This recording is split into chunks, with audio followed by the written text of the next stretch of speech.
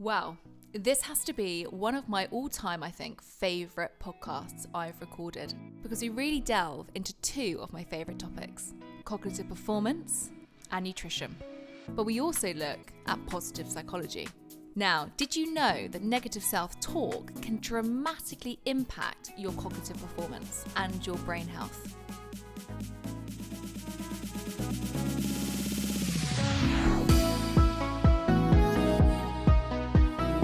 Cambridge Brain Sciences, Brain HQ, there are these tests that you can do online if you want. But I'm also a big fan of the subjective. How do you feel that you're performing? And you're the only person who really knows your own baseline. The most important thing that I think that you can do to improve your brain health from an exercise standpoint is first, some degree of improving cardiovascular fitness, and then just like putting on as much muscle as you can. And again, it's quite a small amount. The I'm not good enough, I should have done better has a direct impact on your physiology and impacts your cognitive performance. Alongside this, we look at so many other things, our sleep opportunities, our nutrition, what supplements are good for us and are actually bad for us. And we also look at other things, such as our exercise, how much does exercise impact our performance, and also cognitive decline. I've got one of the best experts in the field on today's show, and also one of the most impressive CVs I've read to date. Dr. Tommy Wood is a neuroscientist, and he has coached dozens of world-class athletes. He received an undergraduate degree in biochemistry from the University of Cambridge, a medical degree from the University of Oxford, and a PhD in physiology and neuroscience from the University of Oslo. Tommy is currently an Assistant Professor of Paediatrics at the University of Washington in Seattle. He looks at how early brain injury impacts brain health across the lifespan, as well as developing easy methods which can help track performance and longevity in professional athletes and the general population. Get ready for one of the most insightful episodes I think I have ever recorded to date. Tommy, welcome to Live Well, Be Well, all the way from Washington. I wish we were together, but I am so excited to have you here today. How are you? And happy Thanksgiving. Oh, thanks. Happy Thanksgiving to you, even though you don't celebrate it. It's very nice to be here. Also sad that we can't be sitting down in person, but really happy to be here with you and really excited to talk today. Me too. I mean, you have got one of the most impressive CVs I think I've read today, and one that I am just so inspired by. And we're going to digress into all of the work that you've done into the neuroscience, brain health, cognitive performance, cognitive decline, all of the work that you're currently doing. But before we do, the first question I want to ask you before we can digress into this conversation is a question I ask all my guests, is what is the one thing that you have changed your mind about over the last 10 years? So many things. Like, maybe that's it's a difficult question to answer, because I believe as a scientist, the process of scientific investigation is just the process of being less wrong over time. So that means that you have to be wrong about a lot of stuff to start with, which I was, and I probably am right now. And then I hope that over the next 4 or 5 decades, I can be a little bit less wrong about those things over time. We can never prove anything in biology, right? So we can just hope to iterate and get closer to a real answer. But I used to think the paleo diet and low carb diets were like the thing that everybody had to eat for optimal health. We know that's not true. I used to think that I could give you a stool test or a urine organic acids test and tell you everything about your health and everything that I would need to do to fix you in terms of supplements and stuff. That's not true. I hope that one day it will be true, but it's really not. So lots of things that I've been wrong about and I'm hopefully less wrong about now, because I think that's kind of the goal of the work that I do. I've heard this term a while ago. I can't remember where I heard it from. I was listening to a really interesting podcast, and they always said a really good scientist is one that tries to prove the hypothesis wrong. Yeah. And I think that's such a good statement, that actually just always saying, science is forever changing, is so important to actually put your hands up and go, no, I'm not right on that. So I love your answer. I think that's fantastic. Thanks. So let's go on to today, because you specialise in 2 areas, cognitive performance and also cognitive decline. And if we look at what we're dying from most in the UK today, it is dementia. And I mean, that might be a surprise to some, but sadly, that's where we are. But so many times in clinic as well, I have people come to me to say, how can I optimize my, my brain health, my cognitive performance? What can I do there? So they're two ends of the spectrum. But what I really want to base emphasis on today is cognitive health, because I think we all know a lot about, we can see the changes in the gym with our physical health. We have measures of our physical health, but how can we measure our brain health? How can we know if we're actually in a good equilibrium here? It's a tricky area, largely because each person's cognitive performance and baseline is so different. And I think that's a good thing, right? Human variability is one of the best things about us as a species. But the issue comes when we're then trying to test that, right? So say you want to try and create some baseline tests for cognitive performance. And we do this, if you're a neurologist and you're diagnosing people with dementia or potentially with dementia or mild cognitive impairment, which is sort of like the pre-dementia stage, you have some standardized cognitive tests like the MoCA or the MMSE, the mini mental state examination. And then there's thresholds. So here you score X out of 30, you get a diagnosis of mild cognitive impairment or dementia. And in reality, in order to sort of reach those thresholds, different people will have to lose different amounts of function, right? So if you have a large amount of function in a given cognitive area, you're going to have to lose a lot before you start to pick it up on a standardized test. Whereas others, that may not be the case. And that's because maybe their cognitive performance is in a different area that isn't even on that test. The real answer is it's difficult. It's hard to create these hard tests. I think there are a number of ways that people can think about it. There are Cambridge Brain Sciences, Brain HQ. There are these tests that you can do online if you want. But I'm also a big fan of the subjective. How do you feel that you're performing? And you're the only person who really knows your own baseline. And so even before your family members start to notice that your cognitive function has changed, or the doctor notices that your cognitive function has changed or can see it in a test, you probably know that your cognitive function has changed because you can feel it. You know what you used to be able to do. You know what you can do now.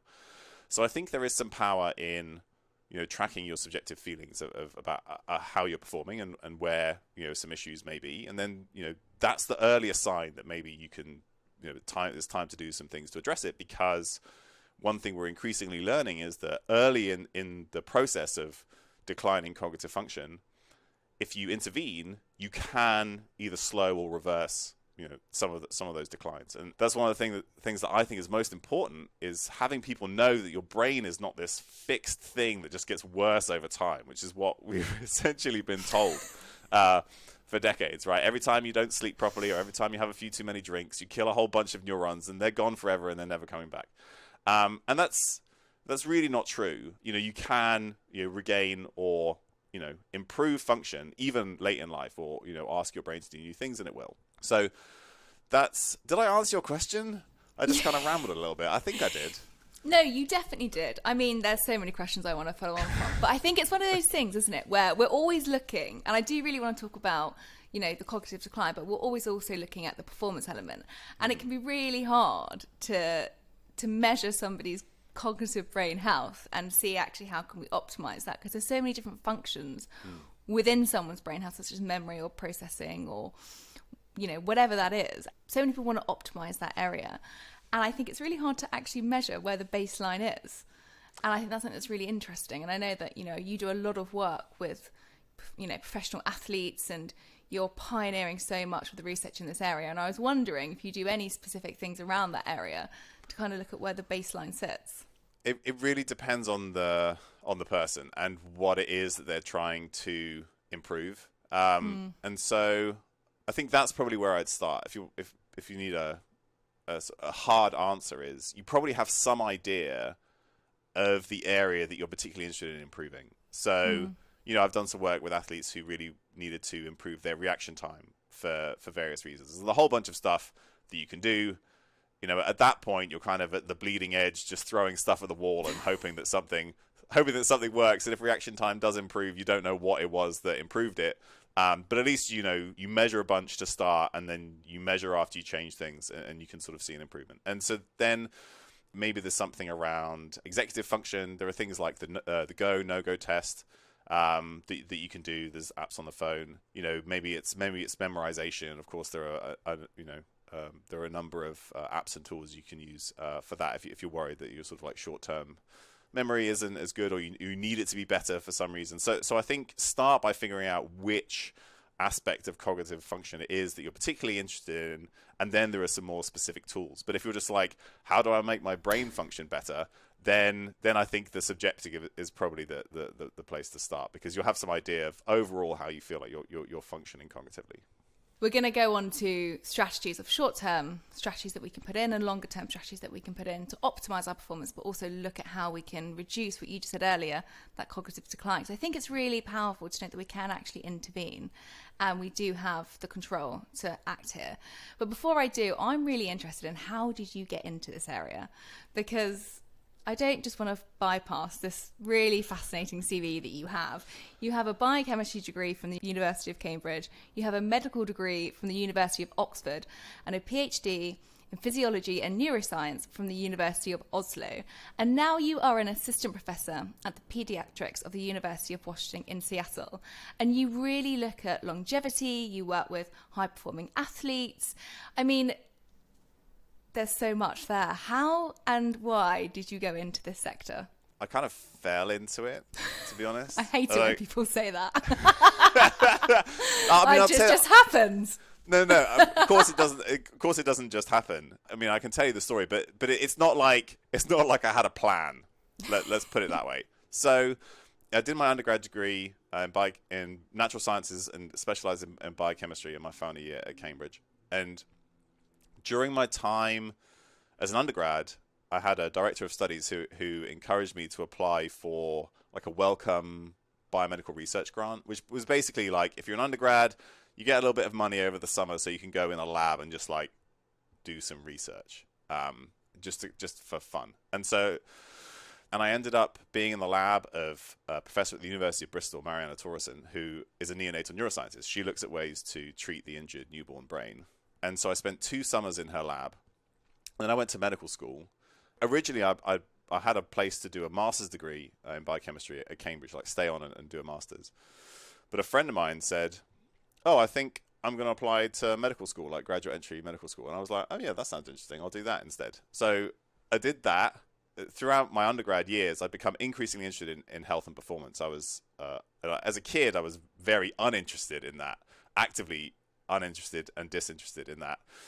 But I was a rower. I'd started coaching rowing. I got very interested in nutrition and performance and that kind of stuff. Then I was like, well, I'm going to take that and I'm going to help other people do that as a doctor. Of course, doctors don't do that. But that was what I thought before I really sort of understood how the medical system tends to work. And so I went to medical school and I continued working with sort of athletes. I was still a rower. I was head coach of the medical school boat club, and I did some other things. I ran a circuit training class for medical students, and I did some fitness coaching for some football players and stuff. And then I graduated med school, and I worked as a junior doctor in central London for a couple of years.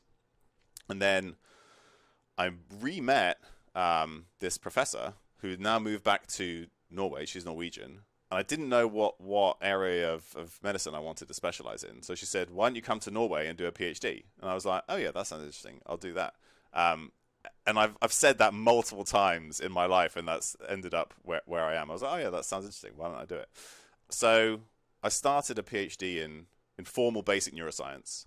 Again, focused on the neonatal brain, sort of the babies get some kind of brain injury around birth. What can we do to treat that? But at the same time, I was now starting a PhD. I could sit down at my computer, go on PubMed, so I started a blog, some podcasts around health and performance and things like that. And so that was kind of like I had these two areas. One is like my formal academic research, and then this sort of like health and performance kind of area. Both sides kind of continued in parallel. So, I finished my PhD. I ended up getting a postdoc position here at the University of Washington in Seattle, where I'm now a faculty member in pediatrics and neuroscience.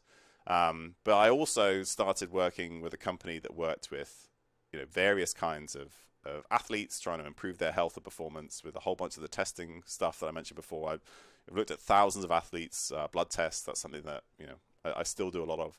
Then through that, I started to work with other professional athletes. Formula One drivers in particular is the area that I still do a lot of work. And then eventually, those two streams kind of come together. So once you're a faculty, as I am, I'm an assistant professor, you can kind of do a lot of what you want. And so then I still research the neonatal brain. I've started to do more work in the lab with traumatic brain injury. And I've spent all this time working with various people who are trying to improve either their athletic performance or their cognitive performance, or just improve their health span generally. So then I can start to tie all these different bits together. And what you can see is that your trajectory of brain health starts, it probably starts maybe even before you're conceived, but it certainly starts while you're in the womb. And then the environment that you are born into, and then all the things that happen throughout your life, like, concussions would be a great example. But you can also intervene at pretty much any stage and see benefit that sort of stretches out. And in addition to that, the same things are always important throughout the entire lifespan. So it's not like each injury is its own thing that we can think of on its own. They all affect one another, and the same things affect all of them. So kind of these two strands of work that I've done have kind of come together. And part of it, again, is sort of serendipitous, because I moved to the US because I met a girl who is now my wife. And the process of getting a medical license in the US was just so arduous that I decided to stay in research, which is now what I do. And when you're in research, you can kind of tinker with lots of things that are interesting. And so here we are. So now, for you, what's your focus? Because there is so much in this sector, and I really want to digress this into two things, really. The short-term strategies, and I think a lot of people listening to this will want to know about optimizing their performance of brain health. But I want to start actually with cognitive decline, because it's been in the press a lot recently. And I'm going to start it with what I tagged you in this week, which was Chris Hemsworth. Now, he's actually taking time off work after he had a series of tests which showed that he had 2 copies of the gene ApoE4. Have I said that right? Yeah. I've said that right. One from his mother and one from his father, which makes him 8 out of 10 more times more likely to develop the disease. Now, that's obviously probably caused a bit of a scare. I remember when Angelina Jolie came out and she had the tests around breast cancer, and that caused a lot of discussion in the media and a lot of women wanting to go and have these tests done to see if they're at high risk as well. What's your thoughts on this situation with Chris Hemsworth? First of all, maybe it's worth zooming out and thinking about dementia and cognitive decline in general. And what we're really talking about here is Alzheimer's disease, because there are multiple different types of dementia that have different pathologies. But the majority are Alzheimer's disease, and the majority of that is what we call late onset or sporadic Alzheimer's disease. And that's an important distinction, because the other type of Alzheimer's disease, early onset Alzheimer's disease, is usually caused by a dominant genetic mutation that causes this very predictable cognitive decline in your 30s or 50s, and we're not sure how much there is we can do about that. And this is less than 5% of cases of Alzheimer's disease. So the 95% or more, which is now becoming the commonest cause of death in the UK, like you mentioned, and it's been, it's increased dramatically several times in the US over the last few decades. That's what people are really worried about. That disease is very heterogeneous, so it's very different from person to person. There's this adage that I quite like, which is that once you've seen one person with Alzheimer's disease, you've seen one person with Alzheimer's disease. And that's because the effect of the environment seems to be so dominant in that disease. So it's this combination of all these different things that become important. And there was a very nice meta-analysis by Professor Jin-Tai Yu, which came out a couple of years ago, which looked at all the environmental factors that can affect cognitive decline. And there's various aspects about health, metabolic health, smoking, alcohol, diet, education, homocysteine levels, so like B vitamin status, and omega-3s. Like all these things come into play. There's also like air pollution plays a big role, socioeconomic status, social deprivation. Like all these things are important.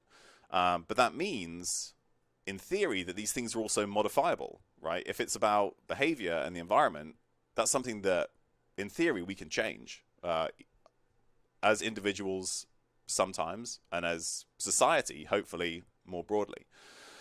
So when you think about the genetic aspect of that, it's actually a very small component. So your ApoE status, so there are 3 different types of that gene, apolipoprotein E, 2, 3, and 4. And you can have 1 or 2 copies of each of those, or some combination. And so Chris Hemsworth has 2 copies of ApoE4. He's homozygous for ApoE4, which, of all of those, carries the highest risk of late onset or sporadic Alzheimer's disease. However, your ApoE4 status, or your ApoE status, probably contributes about 5% of your total risk of Alzheimer's disease. So it's not negligible, but it's very small compared to everything else that you might do. And so in this documentary, Limitless, Chris gets some advice from a friend of mine, Peter Attia, about how he can reduce his risk and probably bring his risk down to like a normal baseline level of risk, which I think is absolutely possible because the environment seems to play a really dominant effect here, 95% of risk, approximately. Wow, that's huge. Yeah.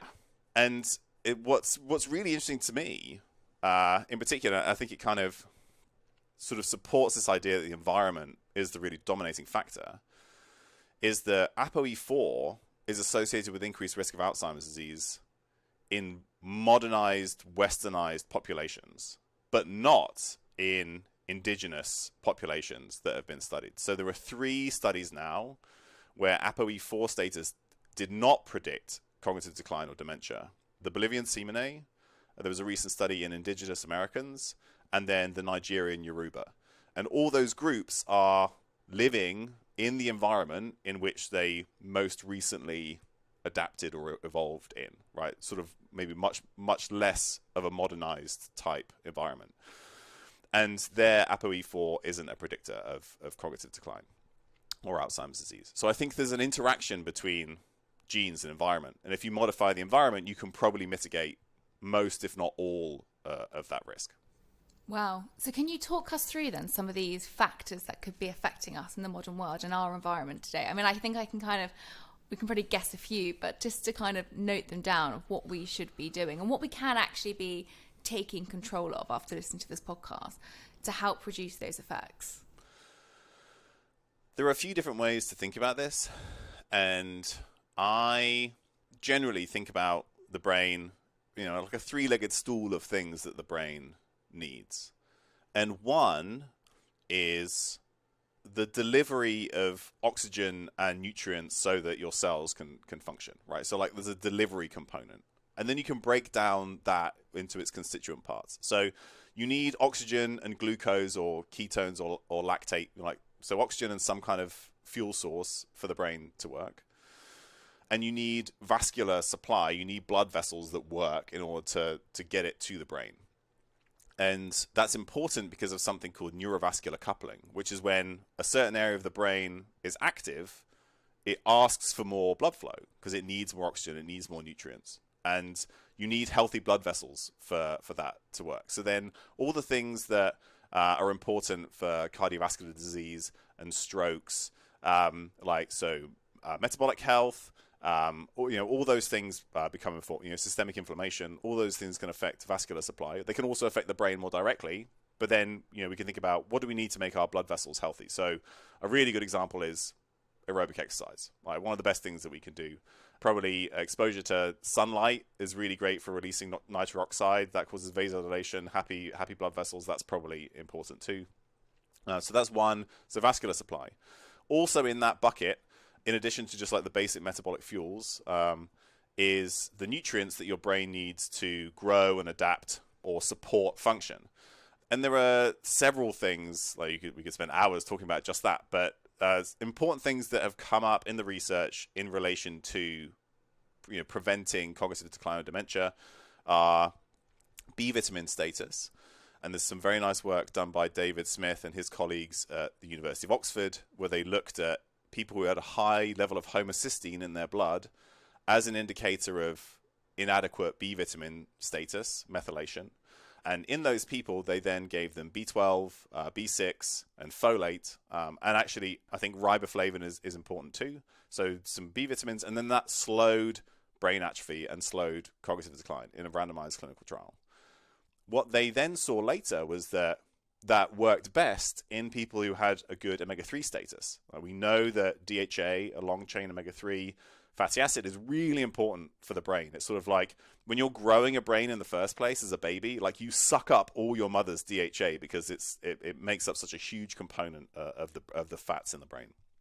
So there's an interaction there. So B vitamin status and omega-3 status, those become really important. And those are probably the things that we have the best evidence for, but there's a whole bunch of stuff we could also dig into there as well. So like that nutrition component, vascular component, that's our like supply.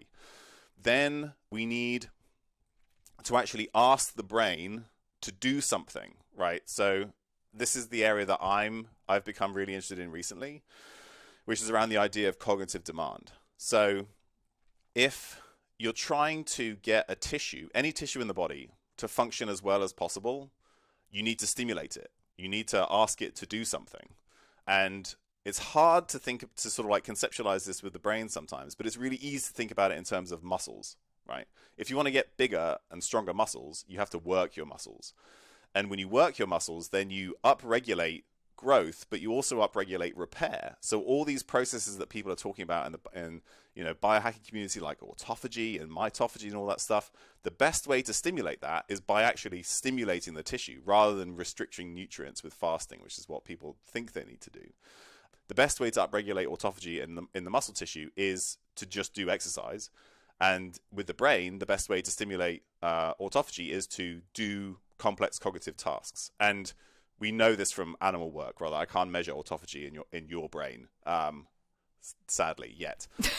We mainly know this from mouse work. So then there's this component. So you need the supply, you need demand, and then you need the sort of like the rest and recovery and safety component. And there's like a few bits that fit into this as well. But so the absence of toxic exposures. So this could be systemic inflammation, insulin resistance, atmospheric pollution we talked about. That seems to be particulate pollution in the atmosphere seems to be important.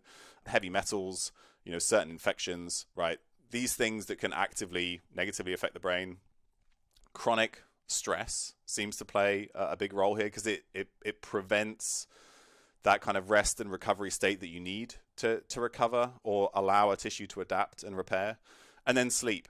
Sleep is obviously a critical factor for long-term brain health. And again, from multiple aspects, that's where you consolidate. That's where you actually generate the connections. Just like athletes know the same thing, and people who exercise know the same thing, that you don't get stronger in the gym. You get stronger when you're at home, eating and sleeping and recovering. And the brain is the same. So that's how I think about things in those buckets. And that then also helps you think, well, for me, like, where is maybe the biggest issue? Like, which of those things is most of a problem for me? And then you can identify those low hanging fruit. What can I go after first that's likely to have the biggest effect for me?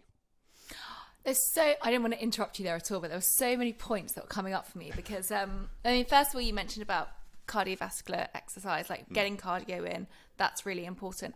I mean, we're looking at public health guidelines here. Would you say that's 30 minutes a day, or would you say that's more? What would you say is the optimal amount for our brain health? What should we try to be striving to? I'm going to try and break this down into all the things that you spoke about. There was a recent meta-analysis and meta-regression that looked at this, that looked at all the different studies of exercise and cognitive function. And they tried to figure out what's the minimum effective dose of exercise to see a clinically significant change in cognitive function, right? So what's the smallest amount you can do before you see like an important change? Often in studies, something will say it will be statistically significant, right? There's a change here. It's different. We tested it with a statistical test. It's different. But to the individual, it doesn't really matter. It's like, it's not clinically meaningful. Like, so that's an important distinction. So they looked at it in terms of MET, minutes per week. So which is like a function of how intense the exercise is times by how much time you spend doing it. But in reality, it's like 30 minutes a day of moderate to vigorous physical activity, which just happens to be the government guidelines. So actually, it's probably less than people think. I imagine the work shows that a bit more than that is probably better. 45 minutes to an hour a day is maybe optimal. I don't like that word. We can come back to that later. But 30 it's like minutes how I don't like the word diet. It's the same thing. I know why you're saying that. But 30 minutes a day, and the level that we're talking about is like 30 minutes of brisk walking a day. Like, that's what we're talking about. Nothing heroic, not 20 hours in the gym. 30 minutes a day of brisk walking is more than enough. And there was a very nice study done a few years ago now that showed exactly this. They took individuals in their 60s and 70s, and they randomized them to either 3 sessions of 40 minutes of brisk walking per week, or 3 40-minute sessions of stretching as the control group. And the walking group saw significant increases in size of their hippocampi on a brain scan. And that's the area of the brain that's really critical for memory and it sort of atrophies and declines in Alzheimer's disease. And that was the first time that we saw we could increase the size of an area of the brain in older humans with a simple intervention. And it was just 40 minutes of walking 3 times a week.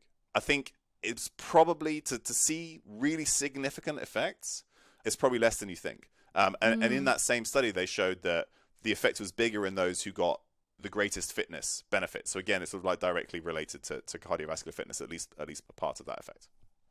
Wow. Okay. And then what about resistance training? Because we're always taught about resistance training. Does that play a part in our brain health as well?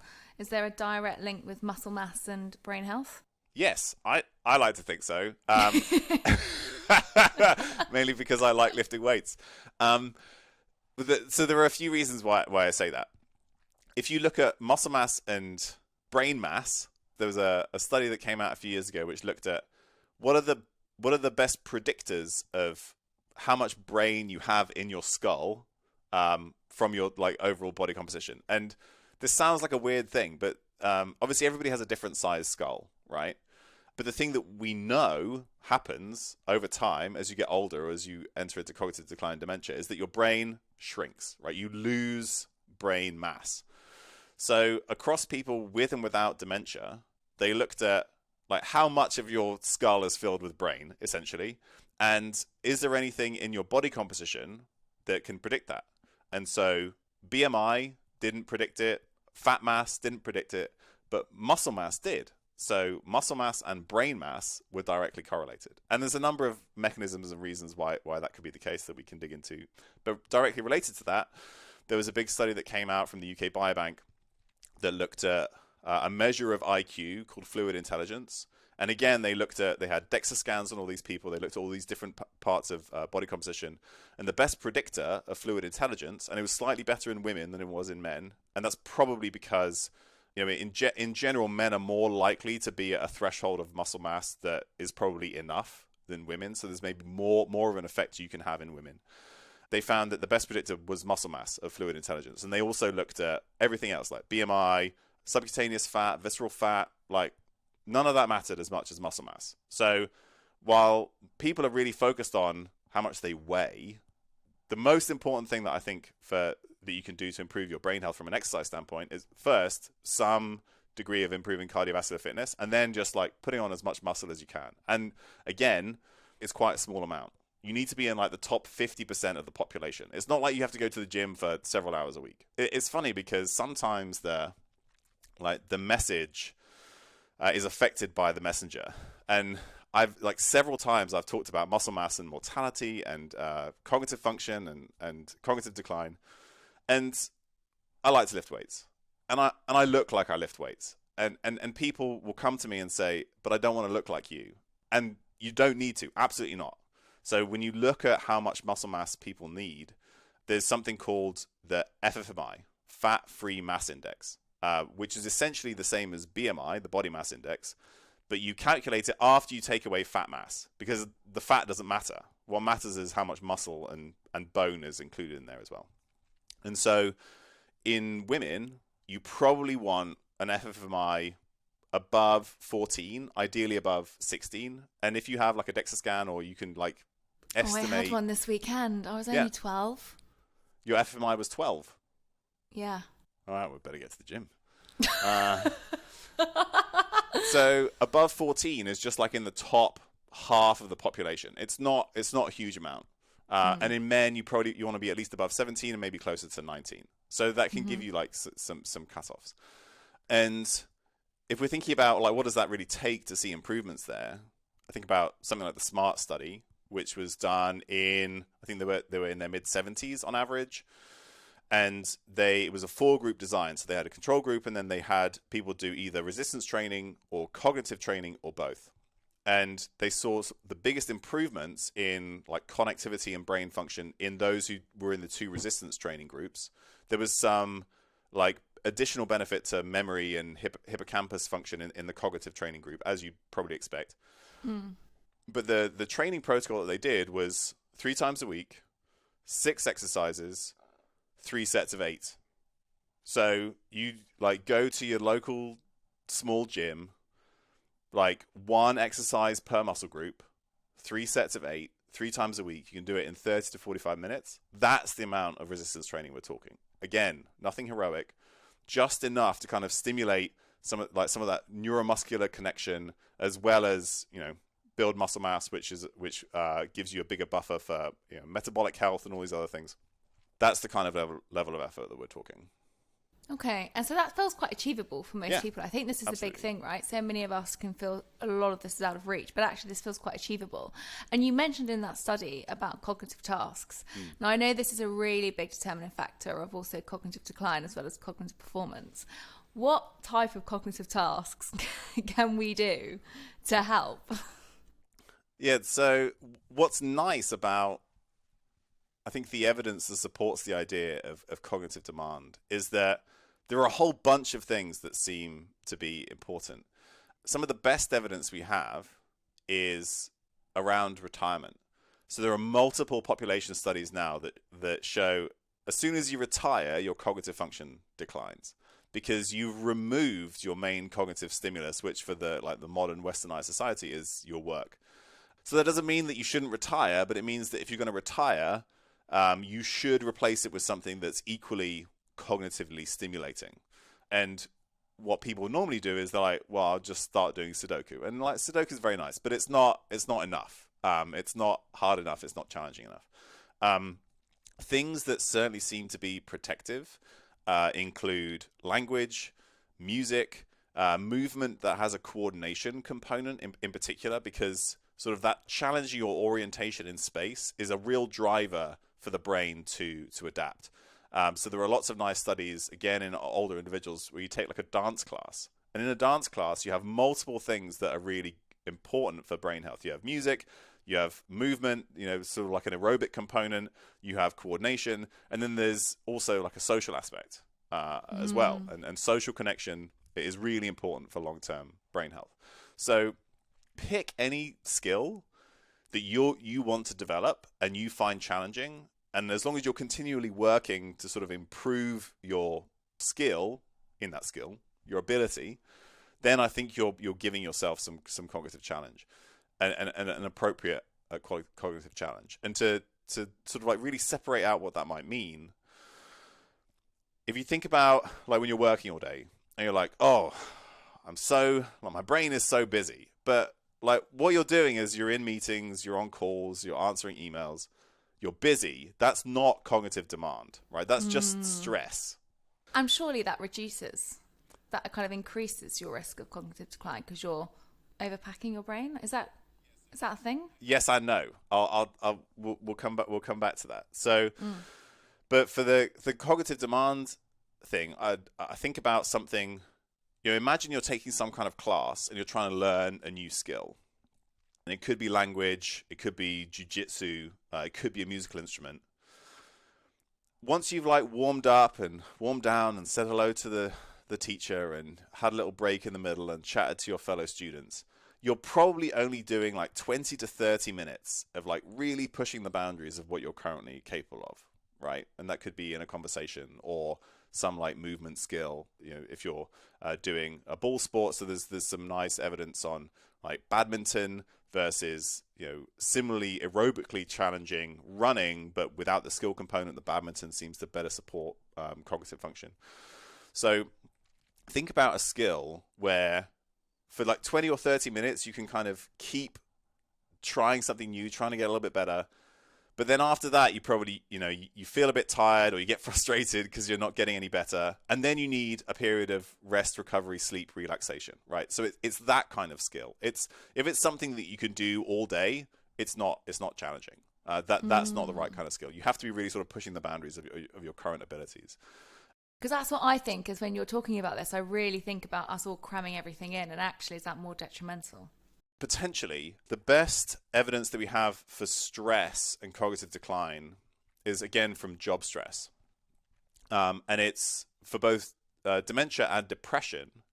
And depression is actually a risk factor for dementia. So these kind of work together. The type of stress that seems to be detrimental is stress in a job where you don't have control. So if somebody is putting demands on you and you have no power or control to change that, and it's highly stressful or highly demanding, that seems to be associated with increased risks of dementia and depression. If you're in a stressful job, but you're in charge, you're in the C-suite or you're a manager or something, and you have more control over it, then it seems like that has less of an effect. And there's a huge number of things that interact here, because when I talked about retirement earlier, the effect of retirement is greatest in those who have jobs that require higher levels of education to attain, probably because those jobs are more cognitively stimulating to begin with, and then the sort of removing that is a greater effect. So that person, their job stress may affect their risk of cognitive decline less, because they're in, may be more likely to be in a position of power. But then when you remove that job, there's a bigger risk that they'll get cognitive decline because that stimulus isn't there. So there's like multiple different bits that kind of interact. Wow. I feel like many people listen to this and are going, "Oh gosh, I'm gonna get rapid cognitive decline because I'm." No, but I've already told you about all the tools that you could employ to prevent that from happening. That's true. Well, one of them I really want to talk about, and I mean, it's my this is my area, which is nutrition, and my dissertation at biochemistry was on omega-3 neurodiversity, and it actually led me into looking more at the development of brain health of children in the womb in the third trimester, and the importance of omega-3 and the mother's nutrition during this time. And it was interesting because I'm actually neurodivergent, and that's, I think, what led me on that course to want to know more about it and become not obsessive, but just, the passion around it. When it affects you, you become much more passionate about that subject. Now, I actually had a really controversial comment on my podcast last week by somebody who I really highly respect. I call it controversial only because I don't agree with it.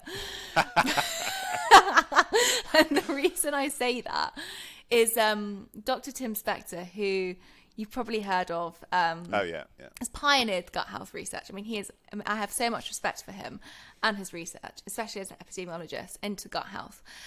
And I asked him what was the one thing he changed his mind about in the last 10 years. And he said, you ready for it? He said, omega-3s, they're not important for our brain health. And I had to cling onto my chair to not kind of fight back, because I didn't want the whole podcast to go down this route of talking around omega-3s when we were meant to be talking about sweeteners and sugar in our health. Yeah. And he stated that there wasn't really any evidence that omega-3s support our brain health. And he also said, if we eat all the fish, if we eat 1 to 2 portions of oily fish a week, we'll be out of fish in 2 years. So it was really interesting to kind of hear his perspective on that. And so when you're talking about nutrients, I mean, my position is still quite strong on omega-3s. I still actually do believe that they are really important for our brain health, because 25% of our cell membranes are made up of DHA. But I just want to talk to you a bit more about this sector. Not just about omega-3s, but what's your reaction to that I've just told you? And then what are the other key elements that you also believe are really important for our brain health as well? So I can understand why you would take that position. And a colleague and I, Rory Heath, recently wrote a paper on like why have the benefits of DHA not been realized in Alzheimer's disease, right? This is exactly what Professor Spector was talking about on your podcast. And the thing is that when they've done interventional trials, they haven't seen much benefit. And then there's been sort of like the alternative studies, which is when you look at, you know, somebody's brain on autopsy and you look at how much DHA is in that brain, it doesn't really correlate that well with symptoms or dementia or anything like that. If we go all the way back to the beginning of life, like I talked about earlier, and we talk about developing a brain in the first place, anybody who says that DHA isn't important to like the developing brain is completely insane. There are decades of research which show how important it is. The question then is, how important is DHA for your long-term brain health? Like once you've accrued DHA in the brain, like as you develop it, how important is it to maintain that? And I think it's important to maintain enough. What comes up is that your fat tissue is actually a really important depot for DHA. And there are two parts of that. One, you need to make sure there's some DHA in that depot. And two, you probably need to, you know, and this is much more hypothetical, you probably need to access that depot to release the DHA so it's available to the brain. So the first thing is, yes, you know, eating some oily fish once or twice a week, which I think people should do, is plenty to maintain DHA status. However, if you've eaten enough fish in your lifetime, you probably have like 10 years worth of DHA sitting in your adipose tissue ready to be used by the brain. So you have this huge buffer, and that's not something that people have really looked into. So for the majority of people, they probably have enough sitting around because they've eaten some fish and some other things, and it gets stored in the adipose and then released as this sort of like buffer mechanism.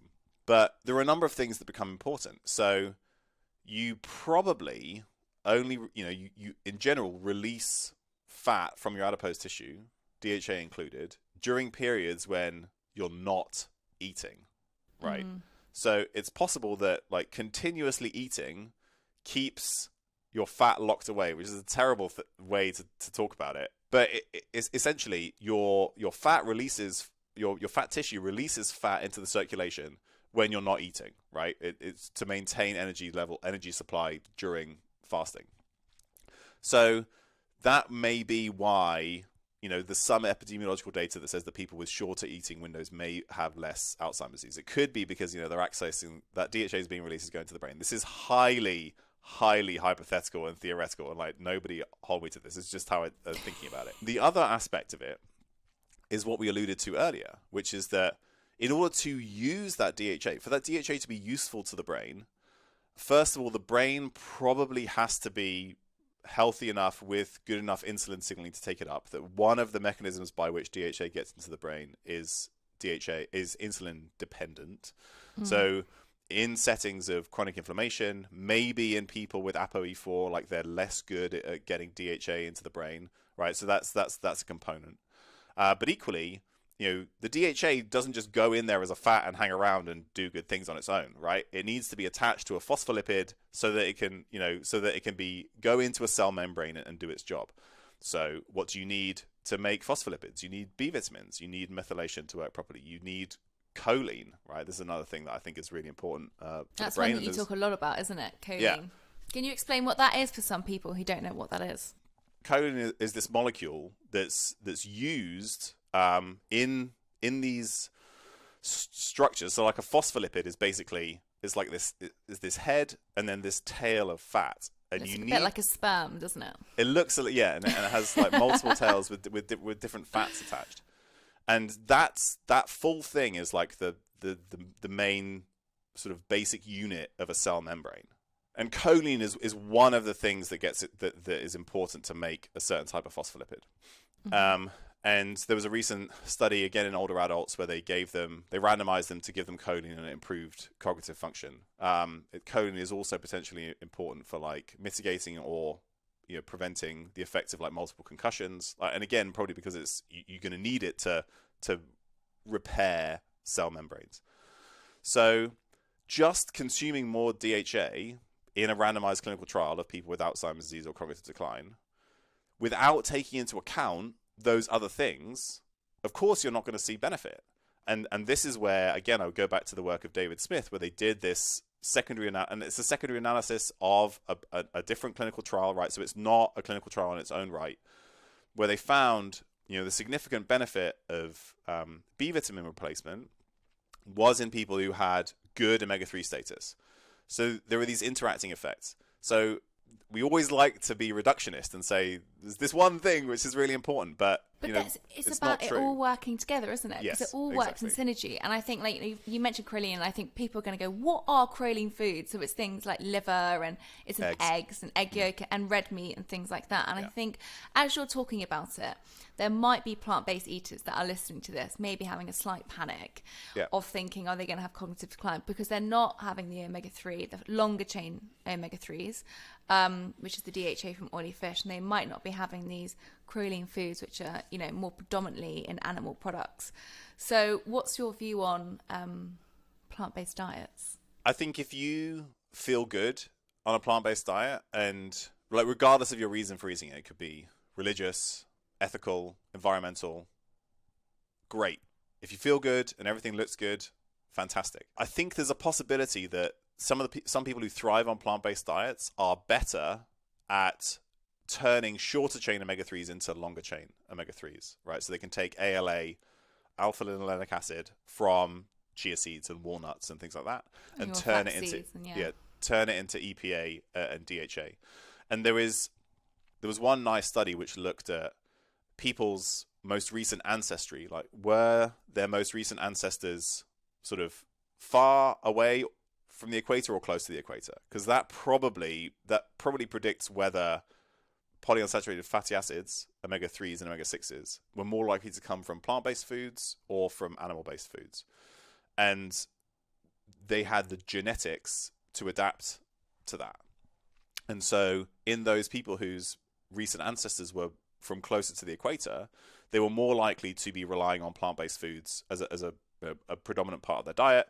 And then that's where you get shorter chain omega-3s, and then they have the genetics to better convert those into longer chain omega-3s.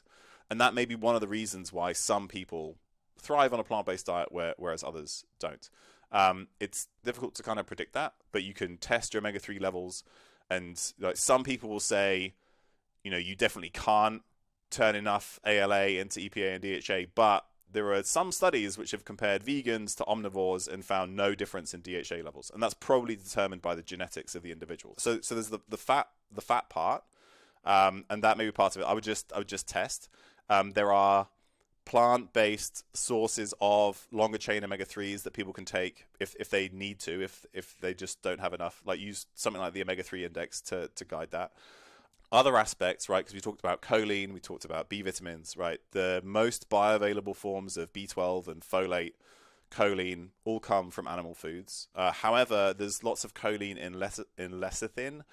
You can get like a sunflower lecithin. You just like stir it into a smoothie. That's a decent source. That is a good source of choline if you want it from a plant-based source. And then B vitamins. In particular B12. The riboflavin and folate you can get from some other foods, and for riboflavin you only need like the RDA. It's not you only need 1 to 2 milligrams a day. It's nothing, again, nothing heroic. But I think the best people that I know in the plant-based space do recommend that people take a methylcobalamin supplement, and that's probably what I would recommend. I think that's the one thing. It's really tricky to get that from plant-based sources, and the type of B12 that you get from plants, cyanocobalamin, isn't really very bioavailable. People can call it B12, but it's just not bioavailable. It's not doing what we think it is in the body. So that's maybe the one area where I consider supplementing. Well, then also choline through lecithin, and then creatine. So creatine, very abundant in animal foods, particularly meat and fish. If you're somebody who's on a carnivore diet and you're eating several pounds of meat or fish a day, you're probably getting enough creatine. You probably don't need to supplement. Everybody else, I think, should supplement with creatine. There's epidemiological data that suggests that those who have the most creatine in the diet have reduced risk of depression. There are randomized controlled trials of individuals who didn't respond to an SSRI, a selective serotonin reuptake inhibitor, antidepressant, something very typical like citalopram or something like that, Prozac, fluoxetine. When they randomized them to either placebo or creatine on top of their antidepressant, the creatine group, at a typical creatine dose, 5 grams a day, saw significant improvements in their depression symptoms. Individuals who are acutely sleep deprived, creatine improves skill-based performance. There was a nice study in rugby players where they had them be sleep deprived and then they gave them either caffeine or creatine, and creatine improved or mitigated sleep deprivation to a similar effect in a similar way as caffeine did. So it acutely improves cognitive performance, and that seems to be the effect is greater in people who are older. So there's a recent meta-analysis that looked at creatine trials in people on their cognitive function, and essentially the older they were, and/or sort of the worse, any aspect of cognitive decline to begin with, creatine had a bigger effect. But there was even a study in mountain bikers recently that showed improved cognitive performance with a loading phase of creatine, which is 20 grams a day for 1 to 2 weeks. So acute cognitive performance, depression symptoms, it probably helps offset some of the risks of concussions or any acute brain injury, right? So if you're anybody who's ever going to get a concussion or a traumatic brain injury or a stroke, having more creatine on board is probably going to be beneficial. Plus, strength and performance. Is that enough? There's a lot of reasons why you should take creatine. I feel you're so passionate about this. It's something that I don't think comes up that much. There's a lot of, I think people have quite interesting viewpoints on creatine. So it's just really interesting to hear all of the studies and the support that you got for creatine. But you would say, from hearing this, that if you are a meat eater, you probably wouldn't need to supplement. Or would you still advise even looking at a supplement? No, I would still supplement. So I mean, I'm talking, if you're eating 2 or 3 kilos of beef a day, and I know some people who do eat that, that's probably enough creatine. If you're not eating that much, which most people are not, then I would not, for the environment's sake.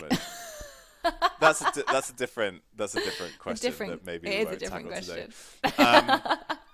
People are obviously concerned about the safety. There's connotations around it, like bodybuilders take it. There was a 2-year study, randomized controlled trial in people with Parkinson's disease, where they gave them huge doses of creatine, 20 grams a day, which is probably 4 times more than you need to take, for 2 years. No safety concerns in a frail older population, no negative side effects. It wasn't. They were looking at to see if it was neuroprotective in Parkinson's disease, which it wasn't.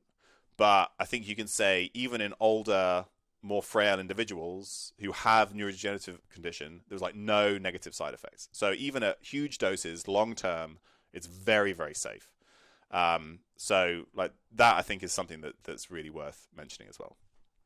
So we've got on our list, we've got creatine, choline, B12 but B complex, omega-3, DHA, EA, EPA.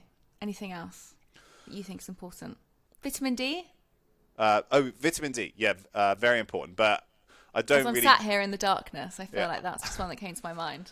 I don't really count that just under cognitive health, but health in general. Autoimmune conditions, right?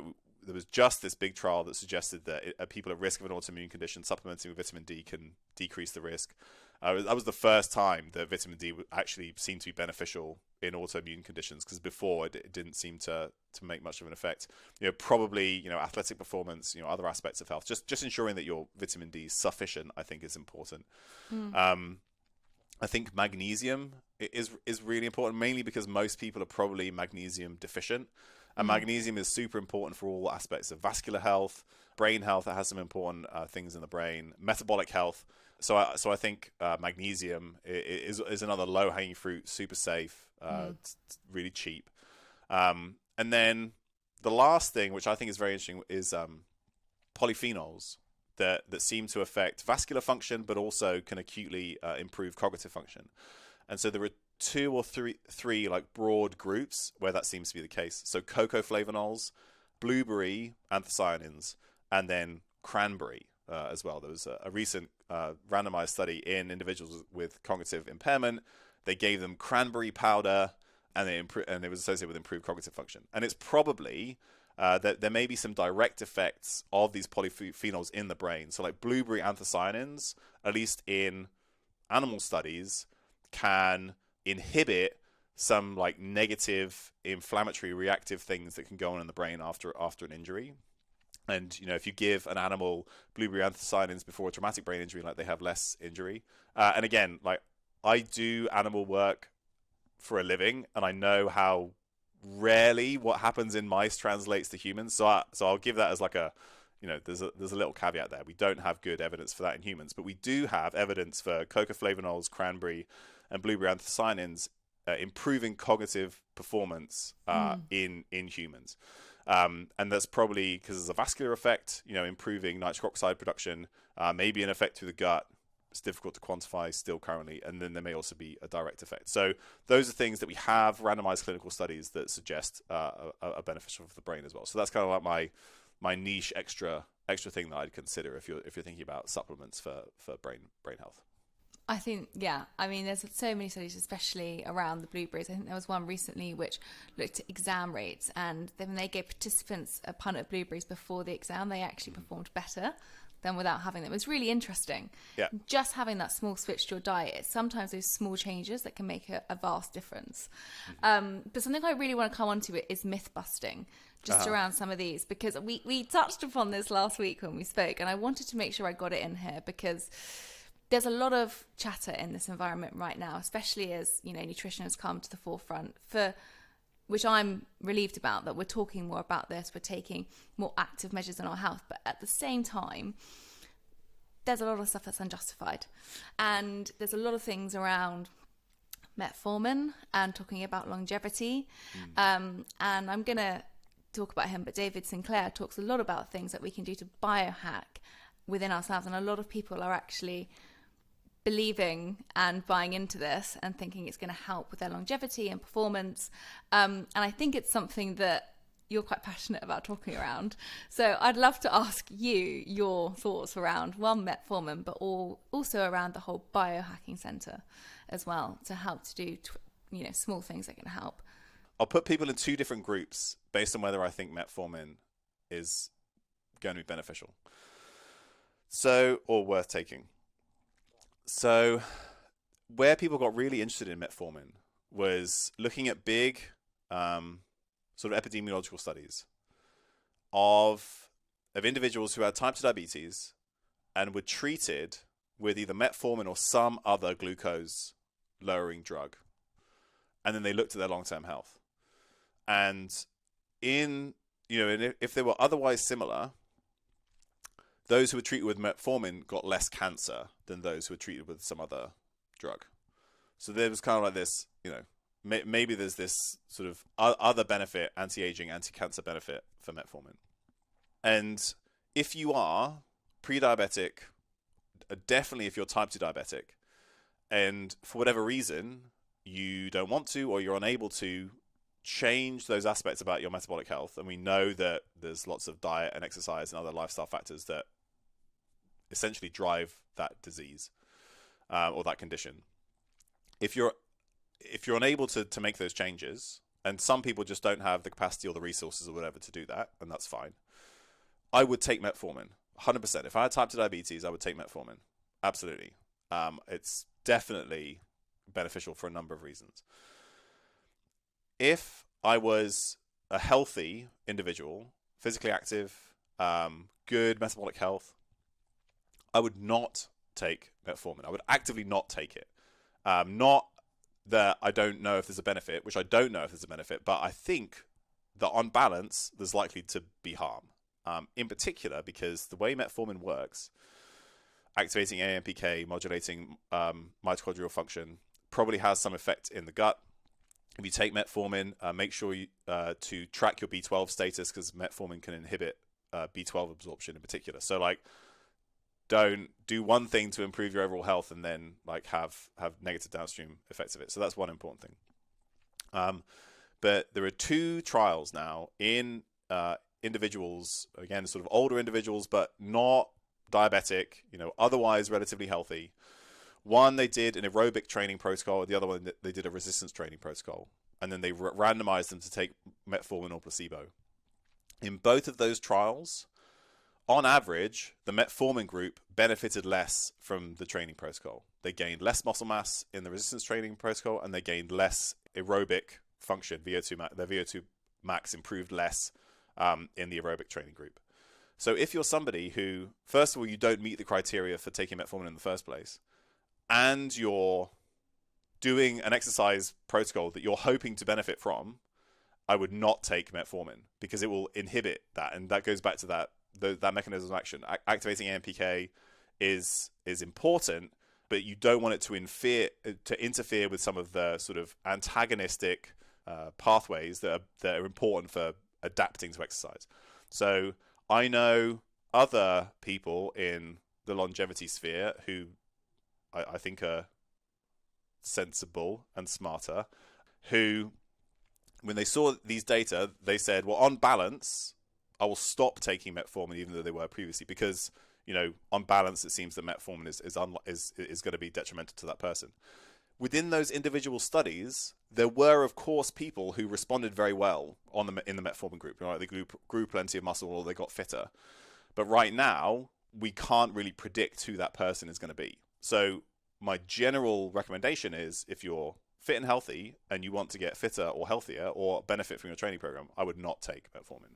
Because I know we're running out of time, there's something I do want to touch upon, because we've spoken a lot about nutrition and diet, but something I know you've opened my eyes a lot to is around how we talk to oneself and the positive psychology of actually that this can also affect our brain health and our cognitive functioning. And you've referenced to me a few studies that have been done that have actually showed that people that have harsh judgments of themselves, higher expectations, this actually can have a detrimental effect on our physiology. Would you be able to just interpret a bit more of that for me? So this is where my dislike of the word optimal comes from. And this is another thing that I have changed my mind on. I used to be optimize this, optimize these blood tests, optimize your performance. I think like at one point I was starting to build a course called Optimize You or Optimize Me or something. The problem with that is that it assumes that we know what optimal is, which I would argue that we don't for pretty much everything that we've talked about today. And second of all, if we did know what optimal was, it assumes that we can get there, which we probably can't. It's a moving target. And third of all, it means that the entire time that we're not optimal, we're busy telling ourselves that we're not optimal. We should be doing more. We could be better. And when we look at how expectation affects physiology and performance, that negative, like nocebo effect is very marked. And so one nice example that I have, they did some studies where they took individuals and they had them do a treadmill test. I think it was like, how far can you run in 30 minutes? And then they did a genetic test and they said, you have good genetics for endurance performance or you have bad genetics for endurance performance. But they randomized it. So it wasn't true. They just told people they had good or bad genetics. The people who they told had good genetics, when they redid the treadmill test, they performed the same on average. The people who they told had bad endurance genetics, they got worse. Like they performed less well on the treadmill test because they thought, well, I'm not good. I'm not good enough. I'm not able to perform. And there are so many different studies where if you look at how you give this information to people, they internalize it and it directly affects their physiology. So in that same study, they told people, randomized to tell people about an obesity, a gene related to obesity, FTO, which has a very teeny tiny effect on your risk of obesity. And when they gave people a test meal and then they told them about their genes, they randomized to tell them, and then they tested them again. Those who they told had the risk gene for obesity, it changed how their hormones responded to a test meal. So this is not like some, like ethereal thing, mind, body, whatever. Like physically measure differences in how your body responds physiologically based on your expectation, and that affects blood sugar. It affects responses to sleep. We talked about those studies, but one nice study, it's epidemiology. So we'll have to, so I have to kind of give it the caveat that it's epidemiology rather than some randomized controlled trial. But they looked at people in the US. This is in the NHANES dataset, the National Health and Nutrition Examination Survey, and they asked people, how physically active do you think you are compared to your peers? So compared to people like you, how physically active are you? And they rated themselves as like more active, just as active, or less active.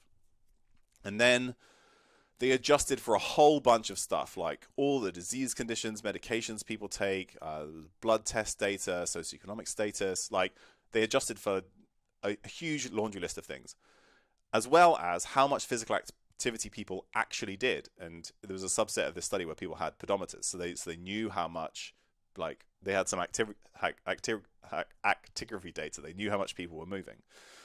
And what they found was that even after you adjust for how much exercise you're actually doing, plus a whole bunch of other things, if you think that you're doing less than people like you, that was associated with an increased risk of mortality.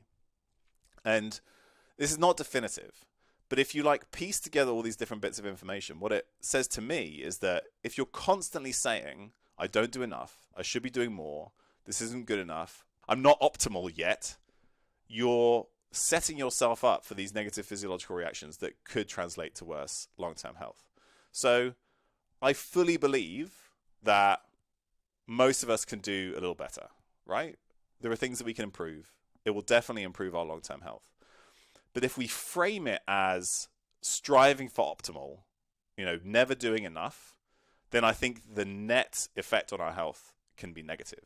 So I'm much more in favor of an approach which is control the things you can, and then make sure you don't worry about the things that you can't control. And that's, you see that idea in Stoic philosophy. You see it in, I'm not personally religious, but you see it in the Serenity Prayer. Like controlling the things you can, improving those things you can, celebrate small wins when you get small wins, because like that's going to give you some placebo effect. I love the placebo effect, as much of it as you can get. If you focus on the negative, the things you aren't doing, the things that you have to improve, how far you are from optimal, I think it's going to have a negative impact on your health. Do you think that's why gratitude can play a really important part in our overall health? Is actually being aware of things that maybe that we already have or that we've achieved in that day, and things that we're actually taking account for, as opposed to all the things that we haven't managed to do in that day, all the things that we have failed at. Because I think that's what we remember. But I always think, well, I haven't done all of these things, but I forget all the things that I actually have achieved. I think that's very likely. I don't have a good study to support it. And how people practice gratitude, how it's studied, so far hasn't been particularly rigorous. So I can't really point at one area of the literature that says, like, this is why gratitude is really good for your health. I think it kind of fits into that bigger picture of, like, accepting where we are, enjoying where we are, celebrating the things that we have managed to achieve rather than focusing on the negative. I think, over time that can really build up to sort of have these bigger impacts. And so generally, overall, I mean, there's so much more I could talk about this and things that are more detrimental for our health, but sadly I know we're running out of time. But who would you say is the typical healthy individual that you see actually has the least favourable effects of having something like dementia or cognitive decline? What would that look like? The one group that I guess I have a fair amount of experience with, and it is probably relatively well related to your audience, is it's kind of like the group where you hear this all the time. You're like, he was so fit, like he ran all these marathons, and then he had a heart attack. And it's the same thing. Like, this person is like, they're cognitively stimulated. They're busy all day at work. Like they have this high-powered job where they're doing all these sort of interesting and exciting things, and yet they still get dementia. And I think in both of those scenarios, you can probably figure out what that individual was not doing, and it's usually not enough rest and recovery, stress mitigation. But like in the runner, they're probably not doing, probably the volume is too high. They're not sleeping, not doing any strength training, right? So they're not taking care of other parts of their body. They may be under eating certain nutrients, because if we're thinking about thinking about the brain, a lot of those nutrients may come from animal sourced foods. So if they're decreasing those or try to decrease their fat intake because they think that that's going to be better for their health, you're not taking in those nutrients because they come often with fat in food. So like making sure that that person is testing their levels and supplementing. In sort of like in the dementia scenario, again, maybe we're thinking about rest and recovery. People think they're busy, but that's not necessarily like real cognitive demand, skill building, and that's the kind of busyness that could have a negative effect. Again, sleep becomes important, nutrition becomes important. So I think people often think that running is enough physical activity. They think that being busy at work all day is cognitive stimulus, and they think that the diet that they eat has all the nutrients that they need for their brain health, but it can often be very rich in refined carbohydrates, or cause large swings in blood sugar, big spikes in blood sugar. I'm sure Tim Spector talked about that. So I think there are some things that even people who they look outwardly fit and healthy, are probably not doing either some of the nutrition stuff or some of the rest and recovery stuff that I think is or even some of the demand side, like resistance training or true cognitive demand, that I think is going to be important. And so lastly, because I could talk to you all day, honestly, this is just fascinating. We haven't even got onto the things like alcohol and so many more things I want to talk to you about. But sadly, I feel like we could be here for 3 hours if we did. So I feel like I need to put a lid and get you back on to talk about the next section. But it's fascinating, and I think it really shows that we do have the opportunity to actually transform our brain health, even transform our physiology from just actually, one, the environment we're in, but even just maybe acknowledging where we are currently. Because I think the power that I'm hearing as well is that we do have the power to change this. Even if we're hearing all of these things, okay, well, maybe I'm not doing any of these, we still have the power to change that. It doesn't mean that it's doom and gloom from here on. It means that we actually can have that power and that knowledge to make these favourable changes that can help support us. And I think, now more than ever, with increased stress, we definitely need to have a look at what we can do to support oneself. Yeah. So my question to you, which is the lasting one, which I'm very interested by, is, and you can't say weights on this, but if you could give me one answer, is, Tommy, what does live well, be well mean to you? What it means to me is, and again, I think it's important to put the caveat of like, not everybody is able to do this. Like, you and I are able to do this. Your listeners are probably able to do this, but the vast majority of the population may not be able to do this. But I think as much as like live well, be well, as much as you can, manipulate various aspects of your environment, trying to embody as much as possible of like really the things that made us human in the first place, and a little bit of everything, right? I think about different levers of health, and if you pull one really hard, or if you're not pulling the other ones, you have to pull the other one really hard to see benefits. And what I mean by that is, if you're doing nothing else for your health, but you're only focusing on your diet, you might have to make your diet really restrictive or really niche or really personalized to see significant health benefits. But if you're pulling multiple levers like rest and recovery, physical, movement, social connection, sleep, and stress mitigation, then you probably only need to move each one a little bit. Getting enough sleep, getting socially connected, moving a little bit every day, eating a diet that looks like food, at least, those are the things. And I think that's what makes us human, as well as, a thirst for knowledge and novelty and skills, right? Because that's another, which we talked about. So I think a life that embodies little bits of all of those things, which is what essentially makes us human, I think that's what live well, be well means. I think that's fantastic. I think, kind of sticking to those core subjects is ones that we can quite easily forget. Yeah. Just getting some more sleep. It's something that we kind of might put last because we feel like we're really busy. It's something that we can all try and move that barometer to optimizing a bit more. And something I didn't even get to touch upon in this episode, sadly. But tell me, where can people find more of you? Because I feel like after this episode, people are going to want to know a lot more about the work that you do. And yeah, where can they head to find more about you? The best place is probably is Instagram at Dr. Tommy Wood. I will, if I write a paper that I think is relevant to sort of like the general health audience, then I'll post it there. If I do a podcast, I post it there at least in my stories. I'll probably post pictures of my gym, lots of pictures of my dogs. So if you're interested in those kinds of things, that's the place to go. And you're interested in one post every 2 weeks, that's the place to go. And but in general, I don't have very many followers on Instagram. So in general, I can respond to most of the DMs that I get. So if you have a specific question, send me a message and I'll do my best to answer and get back to you. Amazing. Well, I'm going to pop that in the show notes. I normally say I'm going to pop the studies in the show notes, but you have referenced so many studies that I'm just not going to even announce that on this one. But it was just a wealth of knowledge and information. And I would absolutely love to get you on to kind of talk about this again, because there was just a lot that we didn't get to cover today. But it was fascinating. Great. Thank you so much for coming on to the show. Thank you. I really, really enjoyed this. This was awesome. Thank you for listening to this week's episode of Live Well, Be Well. I really hope you enjoyed this episode, and if you did, please can I ask one huge favour? If you could subscribe, share and rate this podcast, it would mean an immense amount to me and all the fantastic guests who come on to share their expertise and knowledge with us. It will keep this podcast growing and it will allow us to continue making episodes. Until next week, I hope you all live well and be well.